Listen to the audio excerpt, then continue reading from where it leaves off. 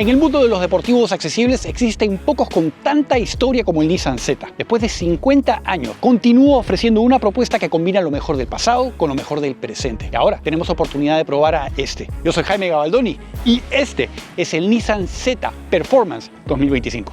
Vamos a verlo. Para el 2025, el Z está viviendo un momento histórico. Y no exagero, después de un inicio lento, tuvieron problemas de producción, sobreprecios en los concesionarios. Para el 2025 ha dado un giro tremendo. Solo en la primera mitad del 2025, las ventas en Estados Unidos se han disparado. En el primer trimestre crecieron 221%, con más de 2.100 unidades vendidas. Y en el segundo trimestre se duplicaron nuevamente. Alcanzaron 1.635 unidades, superando por lejos las cifras del año pasado. Pero lo más impresionante es que el Z ha dejado atrás a su rival principal, a Toyota Supra. En el primer trimestre de este año, el Z vendió 5 veces más unidades que el Supra, consolidándose como líder en el segmento. Nissan resolvió los problemas de producción, eliminó los enormes sobreprecios de hasta $50.000 que afectaban su lanzamiento y además implementó descuentos promedio de $6.100, devolviendo al Z su lugar. Coupé deportivo de alto desempeño y precio accesible. Antes de seguir con la prueba de hoy, quiero mostrarles algo que he venido utilizando últimamente y que tranquilamente podría utilizarlo durante mis grabaciones. Esta es la Red Tiger View Clear 70 y les voy a contar por qué últimamente se ha convertido en uno de mis must. La calidad de la imagen es brutal. Tiene sensores Sony 4K al frente y 2.5K atrás, con visión nocturna mejorada, así que graba con lujo de detalle. Incluso placas o señales lejanas de día y de noche. Y como muchos saben, yo grabo mientras manejo, así que la visibilidad y nitidez de esta cámara me ayuda a capturar contenido y también me da tranquilidad si pasa algo inesperado. Mira esto, todo se maneja desde la pantalla táctil. Puedo cambiar de cámara, ajustar la resolución e incluso activar el modo de estacionamiento con timer. Y con la app puedo bajar los videos directo a mi celular en segundos. Súper útil cuando estás en la pista o necesitas compartir algo rápido. Otra cosa, este dashcam puede ser operado desde tu teléfono móvil. Lo único que tienes que hacer es descargar la aplicación gratuita.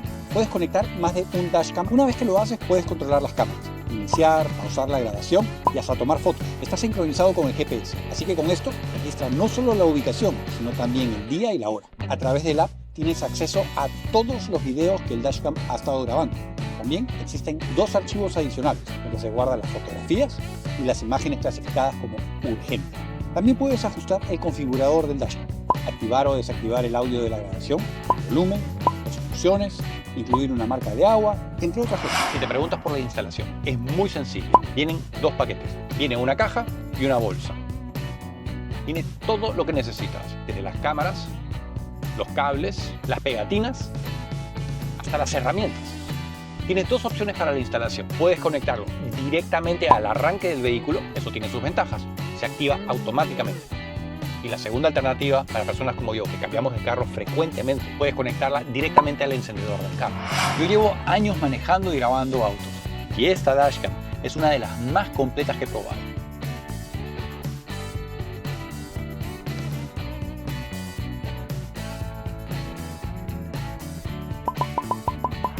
Desde su visión nocturna, el modo estacionamiento, hasta los comandos ProBus.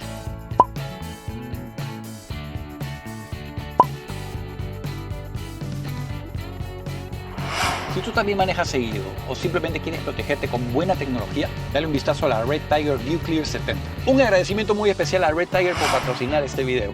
Si estás considerando comprar un dashcam y quieres apoyar el esfuerzo de este canal de YouTube, te dejo un link abajo con un código de descuento especial. La primera impresión dentro de la cabina es la misma que ya habíamos visto en el Z cuando recién lo probamos en el evento de lanzamiento hace un par de años atrás. Hay algunos elementos que me siguen gustando y me recuerdan mucho al 370 y hasta el 350, a los antepasados. Como por ejemplo los paneles de las puertas. Tenemos este diseño donde tenemos los vents de aire acondicionado instalados en el mismo panel de la puerta. Es decir, si la puerta no está cerrada, el vent no funciona. Los materiales en esta versión que estamos probando ahora, tenemos alcántara, hace que se sienta muy bien, eleva un poco el ambiente dentro de la cabina. Tenemos materiales con plásticos con cierto colchón. Los espacios que tenemos aquí al lado son relativamente útiles, no tanto.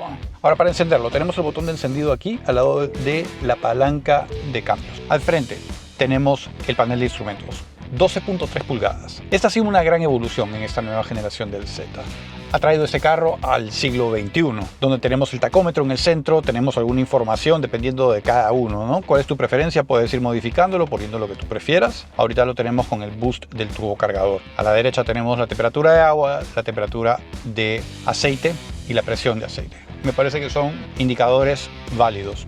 Pasando al centro tenemos los 3 indicadores redondos. Estos son un elemento heredado, o mejor dicho, inspirados en las versiones originales del Z, es decir, de la década de los 70, donde estos indicadores en este momento están presentando la presión del turbo, las revoluciones del turbo y el voltaje. Me parece que, no sé, las revoluciones del turbo como que están un poco de más, ¿no? Yo lo reemplazaría por otros, pero en fin, se ven súper cool y están alineados hacia la vista del conductor, no están hacia el centro, están mirando hacia mí. Bajando un poco tenemos los vents de aire acondicionado, que me parece que en este caso elevan un poco más la presencia, el ambiente de este vehículo por la forma en que lo han trabajado y también por los materiales. La pantalla de infoentretenimiento en este caso es la de 9 pulgadas. De serie trae una de 8 pulgadas, pero cuando incluyes el sistema de navegación te trae esta, la de 9. Trabaja relativamente rápido. Ahora, una de las cosas que no me ha gustado es cuando ponemos la reversa, la calidad de la imagen ahí ya está de la década de los 90.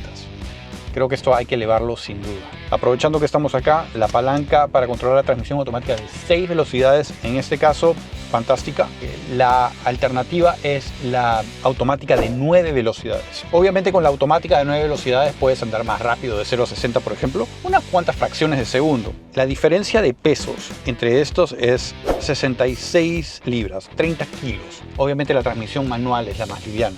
Al lado de esta tenemos un botón con el que podemos activar y desactivar el sistema de Rev Match. Yo prefiero andar sin Rev Match porque me gusta practicar la técnica de punto y taco cada vez que tengo oportunidad. Tenemos aquí un espacio para el teléfono móvil que va seguro, no tiene cargador inalámbrico. Eso es algo que deberían actualizar. ¿Qué carro en este año no está ofreciendo eso? En cualquier segmento. Y estamos hablando de un carro deportivo, digamos, con tecnología moderna. Esos detalles a mí me apagan un poco. 2 puertos USB, uno del tipo A, otro del tipo C. Tenemos capacidad para Apple CarPlay, Android Auto y también tenemos capacidad para Wi-Fi. Aquí un poco más abajo en la consola tenemos calefacción para los asientos, un interruptor para abrir la compuerta posterior. El volante lo podemos ajustar telescópicamente y verticalmente. El diseño de este nos dicen que ha sido inspirado en el del GT-R. Las aspas laterales son amplias. Tenemos botones para controlar el sistema de cruise control activo y también para controlar la información que tenemos al frente del conductor. El piano black es el que me apaga un poco, ¿no? Aunque los materiales que están utilizando y el diseño está muy bonito, se siente bien.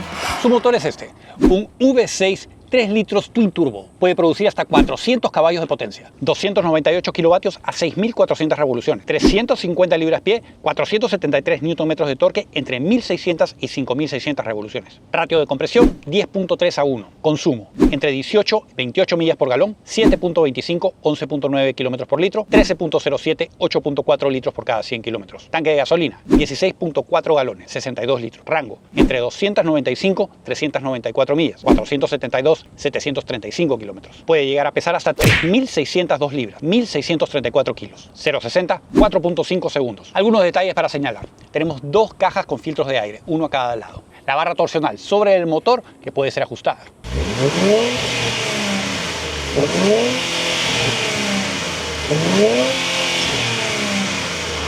Ancho total, 72.6 pulgadas, 1,84 m. Altura, 51.8 pulgadas, 1,32 m. Distancia con el piso, 4.8 pulgadas, 12 centímetros. Por el frente, quiero empezar por el techo. Si se dan cuenta, en cada lado existe como una especie de burbuja. Eso es para tratar de maximizar el espacio dentro de la cabina para que los ocupantes puedan utilizar cascos si es que quieren. Y obviamente acomodar gente relativamente alta. En el centro, cámaras de video, sensores, cruise control activo. El capó. La forma que lo han esculpido a mí me encanta. Que ese es otro de los detalles que nos está llevando al pasado. Fíjense en estas líneas, se juntan al centro y apuntan directamente al emblema de Nissan. El sistema de iluminación delantero es otro de los elementos evidentemente traídos del pasado al futuro. Tecnología LED es el mismo diseño que han utilizado en la década de los 70, adaptado a esta tecnología. Bajando al centro tenemos la parrilla otro elemento que viene siendo tomado del pasado. Esta parrilla rectangular se ve espectacular. Para quienes no conocen la historia del carro o no están familiarizados con el diseño pasado, quizás lo pueden dar por alto, y de hecho hay gente que me ha dicho que no les gusta el diseño, pero una vez que ves esos elementos y los comparas con el pasado, agrega cierto valor al vehículo. Aquí en las esquinas vemos que es completamente limpio. No estoy seguro por qué le han puesto estas líneas verticales, por qué no adaptarle un elemento de LED, por ejemplo, o alguna toma de aire. Me parece que interrumpe un poco el diseño. Tenemos sensores, no veo cámara de video delantera.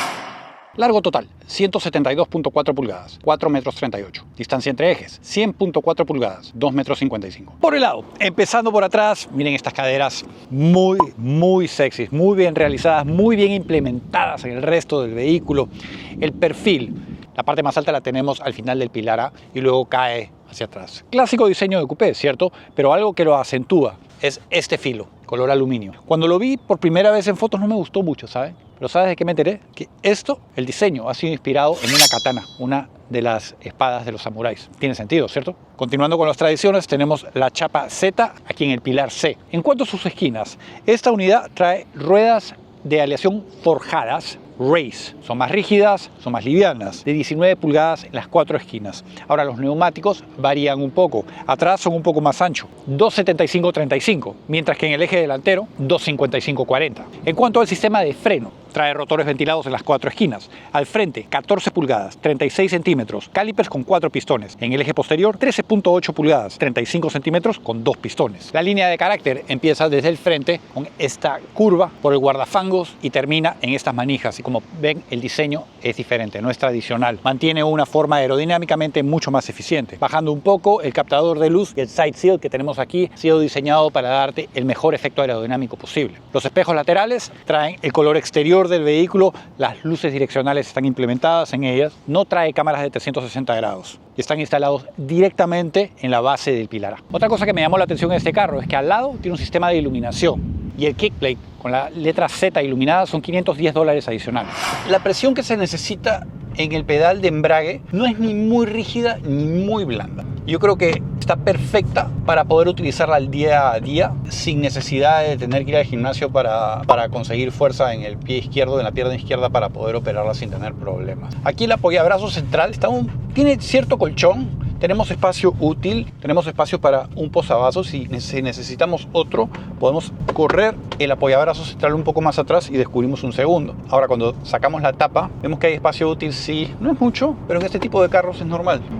El manejo es relativamente suave, teniendo en consideración el segmento en el que apunta, comparándolo, por ejemplo, con el GR Supra, ¿no? No me parece algo mal. Para quienes están buscando una experiencia más conectada, vas a tener que considerar otras opciones. Es un carro que está muy bien balanceado. Pisas el acelerador y el carro va a colear. Así que tienes que estar preparado para eso. Son 400 caballos que está ofreciendo este carro.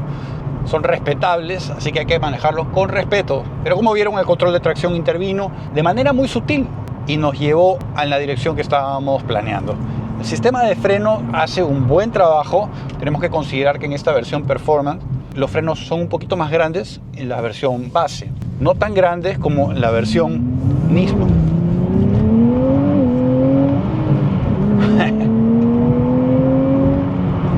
Y camina bien el carro, camina bien.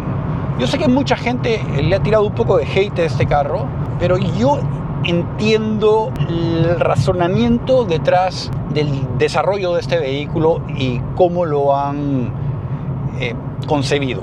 Me parece que es un carro divertido, tiene espíritu de deportivo tradicional analógico, aún una especie en extinción. Eso se valora. Total, seguimos con la misma plataforma del 370 que habíamos manejado, donde es un auto que es uno de los favoritos para los drifters por una razón. Es un buen balance, fácil de controlar, pero al mismo tiempo cuando quieres colearlo no es toda una misión hacerlo, es relativamente fácil. ¿Sabes lo que creo? Es que este carro, 400 caballos, tracción posterior, transmisión manual, $50.000. ¿Qué otra alternativa tienes? ¿El Supra? Sí. ¿El Miata? El Miata no tiene tanto power. Este carro está bastante bueno. Bastante bueno.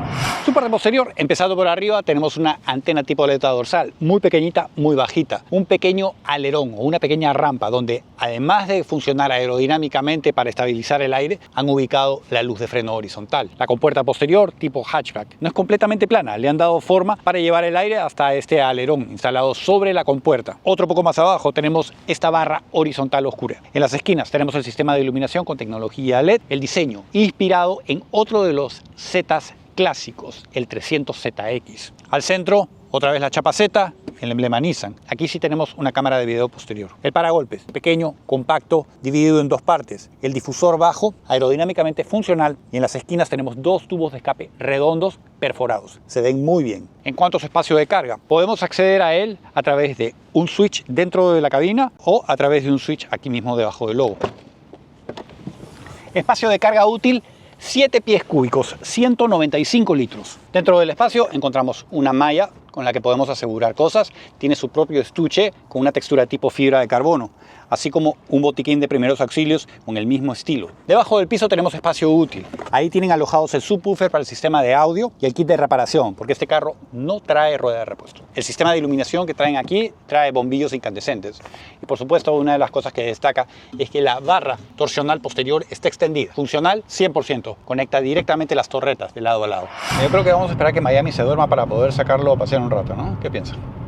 Ya de noche podemos apreciar la intensidad de las luces, la eficiencia del sistema de iluminación de este carro. Ahorita la tenemos en las luces bajas, si lo ponemos en luces altas, miren esto. Y sé que muchos, como yo, han pensado en algún momento, pero ¿por qué no le pusieron luces neblineras? Porque no es necesario. Miren la cantidad de iluminación, la intensidad de iluminación que ofrece este carro. Si hubieran puesto las luces neblineras, hubieran roto el diseño. Lo que trataron de hacer con este carro desde que lo lanzaron, desde el proto, rendirle homenaje en algunos aspectos al de los 70s, al Z de los 70s, al original, al Fairlady. Ahora, en cuanto a su manejo, ahorita estamos andando tranquilos, presionando un poco el acelerador, es que ahí se disparan los turbocargadores. Y una cosa que tenemos que mencionar, en este motor los turbocargadores son un poquito más pequeños. Eso permite que la aceleración sea más lineal. Eso quiere decir menos turbo lag. Y Nissan lo ha aprovechado bastante bien.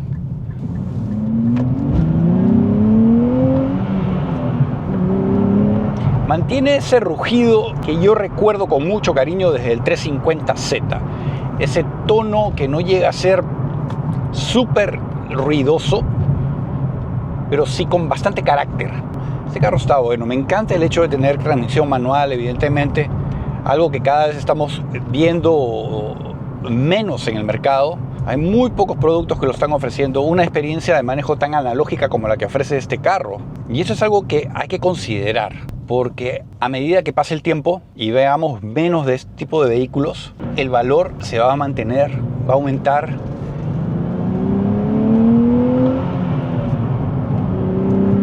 Me encanta la experiencia visual que están ofreciendo. No llega a saturarte. El panel de instrumentos completamente digital nos está dando la información necesaria, sin duda. Y tenemos la información de apoyo con esa línea horizontal tipo fórmula que nos está diciendo a qué parte de la línea de revoluciones estamos.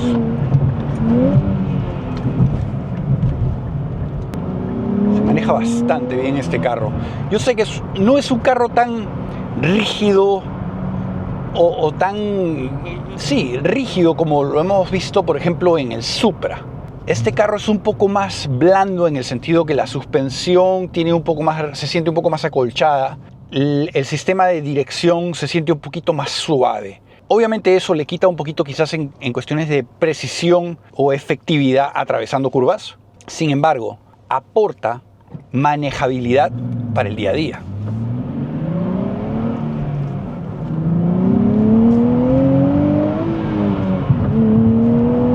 Y eso es algo importante de mencionar, porque muchas personas que consideran este tipo de carros, gente joven, que no tiene 10 carros en su garaje o tiene muchos autos, muchos de ellos van a tener que depender en el día a día para este carro. Esa comodidad la está ofreciendo. Obviamente tiene sus limitaciones como cualquier carro de este segmento. Sin embargo, dentro de todo, no está tan mal, ofreciendo aún la deportividad que esperamos en un vehículo de esta naturaleza, sobre todo llevándole insignia Z. En conclusión, si estás buscando un carro deportivo, analógico, que te dé todas las sensaciones que esperas de un carro deportivo tradicional, que te ayude a convertirte en un mejor piloto, tracción posterior, la opción de transmisión manual, esta es una excelente opción si es que tienes unos $55,000 más o menos. El precio elevado puede ser, pero comparándola con las otras opciones que existen hoy en día, realmente no hay muchas opciones. Y el precio me parece justo. Si estás considerando comprarte tu primer carro manual o estás considerando comprarle su primer carro a tu hijo que le gustan los carros y te ha mostrado no solo pasión por ellos, pero interés para convertirse en un conductor real, esta es una excelente opción. Ahora las preguntas desde Instagram. 0M4RING. ¿En serio esa llave? Sí, hermano, todavía mantienen esa llave. Así que ahí lo tuvieron al Nissan Z 2025. Precio inicial aquí en los Estados Unidos arranca la versión Sport, $44,165. Luego está la Performance, $54,165. Y finalmente la Nismo, $66,945. ¿Cómo lo aprobamos hoy? Performance, con transmisión manual y con algunas opciones, $55,985.